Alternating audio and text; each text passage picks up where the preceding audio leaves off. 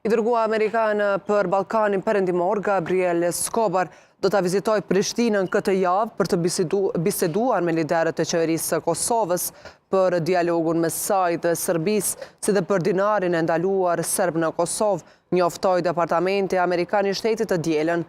Escobar do ta vizitojë Belgjikën, Kosovën, Austrinë dhe Malnezinë nga 10 deri me 18 mars 2024, sipas njoftimit. Vizita e tij do ta ritheksojë përkushtimin e Shteteve të Bashkuara për vendet e Ballkanit Perëndimor, të cilat e synojnë integrimin euro-atlantik dhe një bashkëpunim më të thellë rajonal, tha Departamenti i Shtetit.